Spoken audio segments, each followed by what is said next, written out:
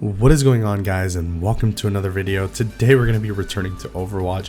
I'm going to be telling you guys how Overwatch feels incredibly amazing, and I really wasn't expecting to be making this video. I decided to return to Overwatch and just start playing it again. I started watching some videos and I really started to hype myself up and get a lot more excited, and it's a feeling I haven't felt about a video game in a long time other than Dota 2, which is what we currently upload. But I really just had an absolute blast. I've always been a tank main. That has been my role pretty much since the beginning of Overwatch 1. I've really enjoyed the role, and Reinhardt has always been one of my favorite tanks. Even when it hasn't been Reinhardt metas, I've still been trying to play him as much as possible and still trying to be competitive. The game felt really amazing. I really felt like the game was polished. I really felt like the meta was actually very balanced. You could actually see this reflecting in the OWCS. For the most part, the compositions are so different. It's such a wide variety of heroes that are being played, and it's such a breath of fresh air to be seeing. Just not constantly the same mirror matchups, constantly the same garbage being pumped out. I'm seeing so much more different lineups, and yes, you do have your broken heroes and the ones that are top meta, but for the most part, you're seeing a lot more picks than you were before when the Overwatch League was being out there. It was pretty much just mirror matchups left, right, and center, and it just didn't give us the best viewing experience. So that really makes me happy to see that the pro scene is doing better, and also that the meta is kind of shifting, especially with the pros. Things